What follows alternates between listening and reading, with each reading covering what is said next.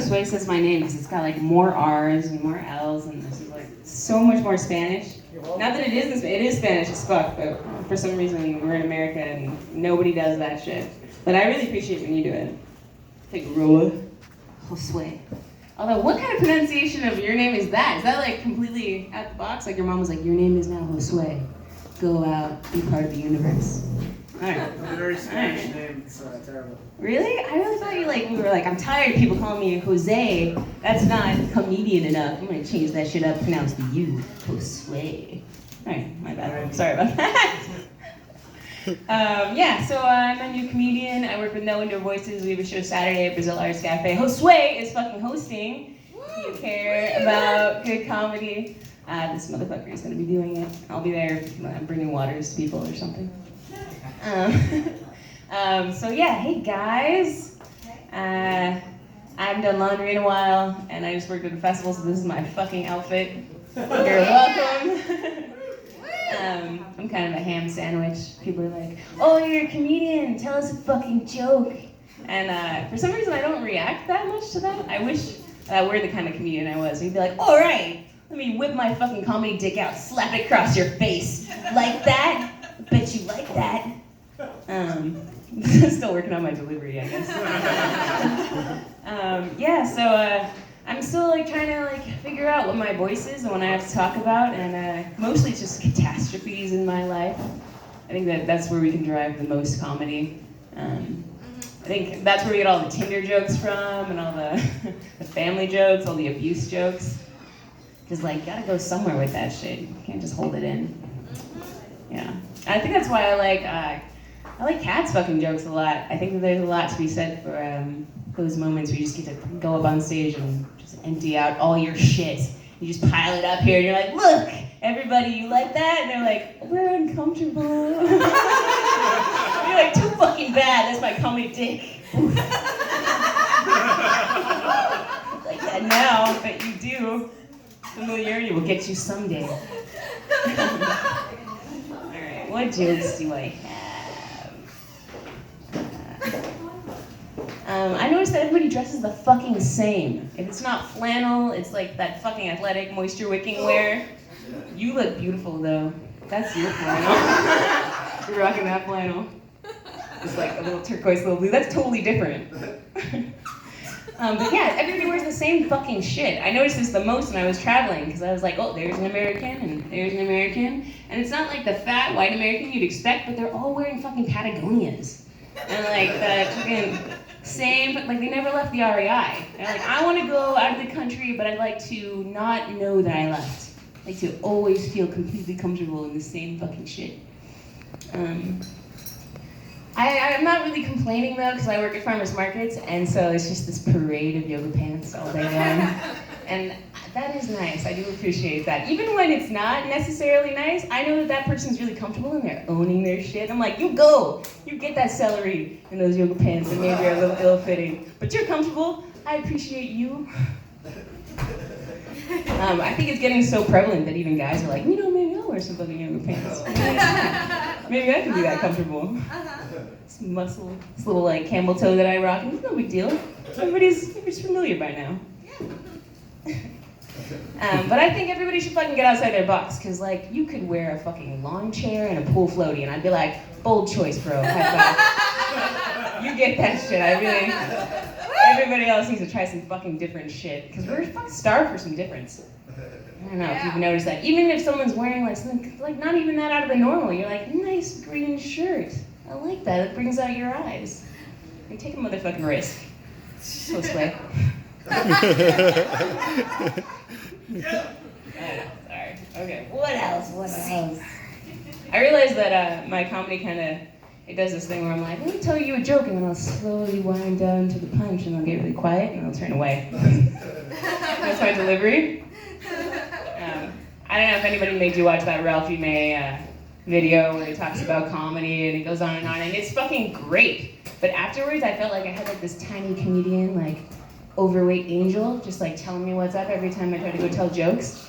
You know that whole like, tell your joke to the side, and then deliver in the center. That's a thing. Also, don't wear hats is another thing, because you can't see your expression.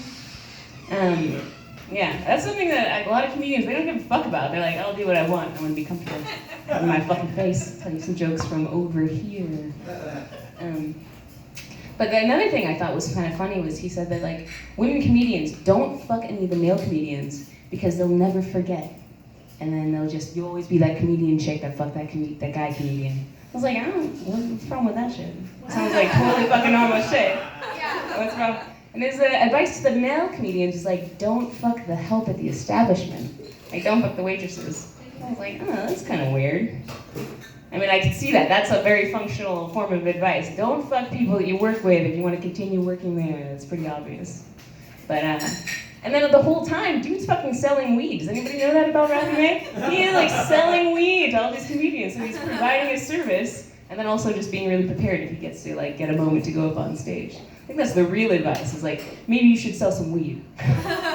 Although now the climate's changed, so it's not that all surprising. I guess you gotta change up your substances. Probably the cokes up in Santa Barbara. What else I got for you guys? Other than my Rapping Ray angel comedian jokes. I have a really hard time watching him sometimes, because he's just like, it seems like he's got everything else dialed in, but the fact that like he's on stage and everybody can see him. I know that he's passed away now, but like, dude, he like just would like lean on a chair, kind of like Jabba the Hutt, and just be like, I will tell you my jokes with slightly slanty-eyed and just kind of like from here, and that shit still fucking worked, which I think is like astounding. And then I get to that point, I can just eat like a sumo wrestler and still tell jokes. I got that reverse chuckle fuck thing though. I don't know if you guys know what the chuckle fuck thing is, where you want to fuck someone because they're funny. Like, yeah. I have like the opposite of that, where I have like a relationship and it's going great, and something really fucked up happens, and I'm like, let's go for the most fucking nervous, anxious joke I can come up with. Like, we both don't like mouth rape, right? That's something you don't like, something I don't like? Okay, good. Right on. And they're like, why did that even come up? I'm like, I don't know. I just need to change the fucking subject. I mean, I care about you and I care about our relationship, but also mouth rape is terrible, right?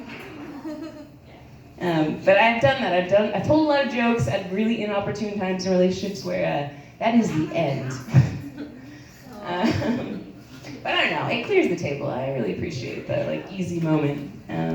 My friend told me that you learn a lot being in a relationship, but I fucking doubt that shit. I think it's at the beginning and the end of a relationship when you learn the most.